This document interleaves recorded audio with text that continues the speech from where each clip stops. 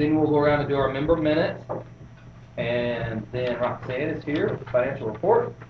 5-minute speakers. Did anyone, I guess Jim, you did switch with Joe, Dreamscapes by Design? Yes. Okay.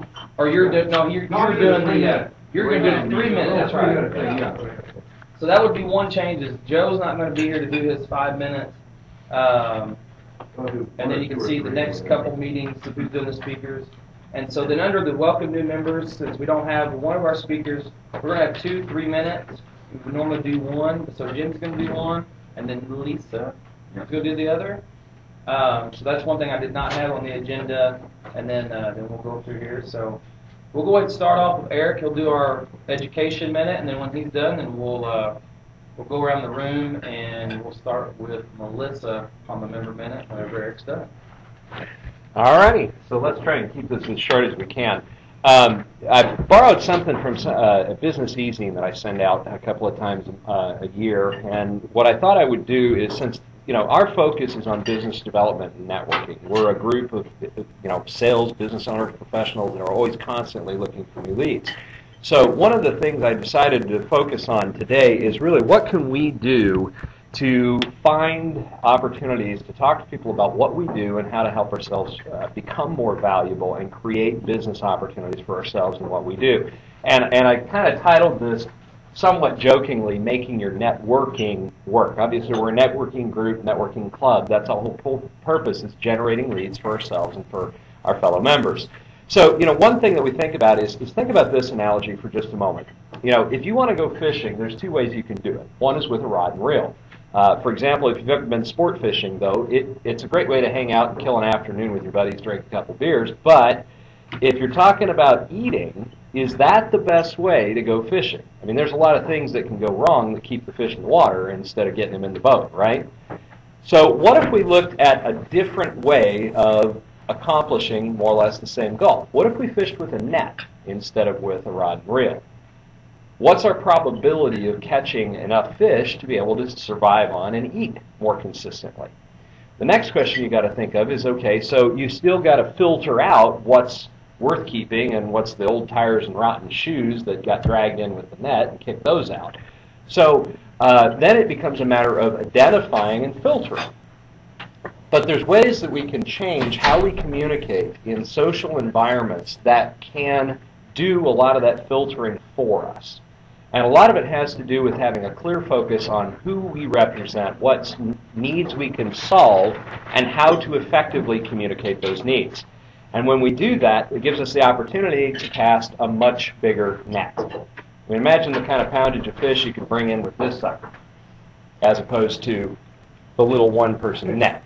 So, how do we do this? One of the best opportunities we have this time of year is opportunities where we see a lot of people. This time of year, everybody loves to get out and go to social events, whether it's the Hype Conference or the Thursday Night Live event or the Chamber Connections or any public event going on right now. This time of year, they're pretty well attended. Also, when we're, I don't know, over the last couple of weeks, that kind of triggered for me because I went to probably at least 4 different events for my kids that were like year-end awards ceremonies and that kind of stuff. We all have those kind of things going on this time of year.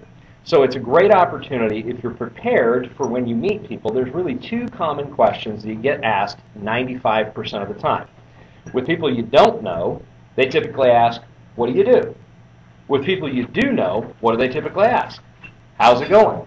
So if you're prepared to respond to those 2 questions and clarify and position yourself with that individual as to who you help and how you help them, then you're casting a huge net and at the same time filtering out some of the people who really can't benefit from what you do.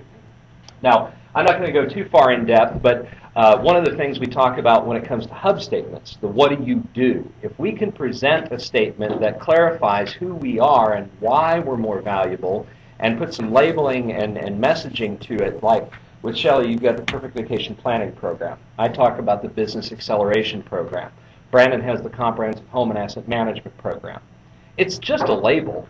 I mean, it's just what we do, but it gives some clarity to that individual in a very short and concise statement. It also puts us in a little bit higher caliber when it comes to our professionalism and how we work. So I didn't have time to print the handouts today, but the hub statement is how you respond to the what do you do? And we've talked about that a number of times in here, so I didn't want to beat a dead horse. The second piece that I've found to be extremely valuable is changing and thinking about how we respond to the how's it going question.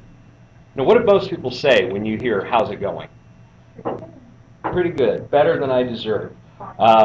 Great, you know, life's wonderful right now. Well, what if you took that message and took it one step further and actually started communicating what opportunities exist based on what you do professionally?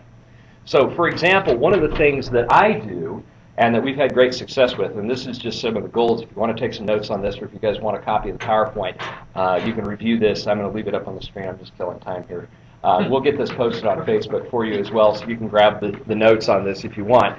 But if I have the opportunity to take that idea, that strategy, that thought, I can plant at what I call an opportunity seed, talking about what opportunities exist in the market and how it could benefit people. Then if I can help that individual that I'm talking to or reconnecting with, somebody that I know but maybe we don't do any business together currently, and help them understand how to recognize that opportunity and capture a potential referral. And then maybe give them some advice or guidance on how they can introduce me.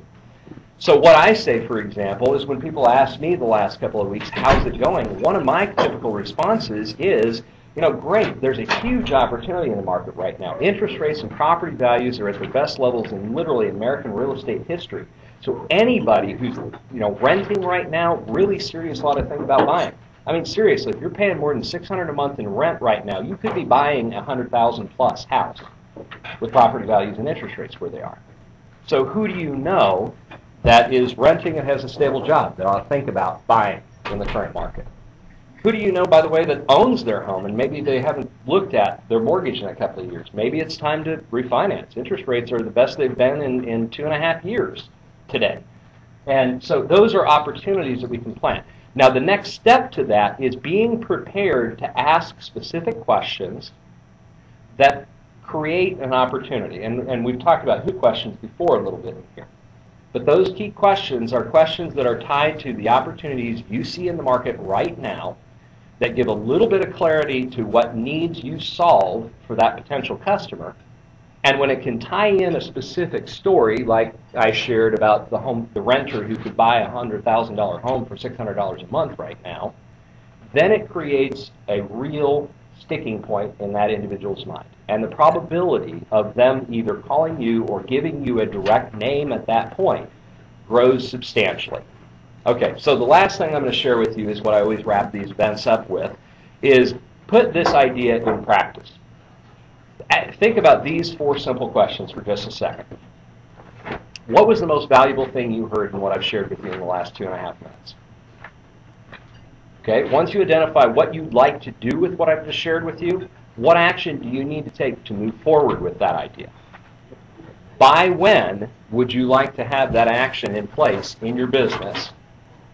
And then think about who can and has the ability to hold you accountable to following through on that idea. Maybe it's your business partner, maybe it's your spouse. If you would like some assistance with coaching, I'm available. Anyway, otherwise, take these ideas, think about for just a moment what you can do with these strategies to actually start to use these networking strategies. Getting prepared to answer the what do you do and how's it going in a way that creates an opportunity for you to explain your value to that individual and to everybody else that individual comes in contact with for the next couple of days. Anyway, that's your Education Minute for today. Hope you enjoyed. If you have any specific questions, give me a call.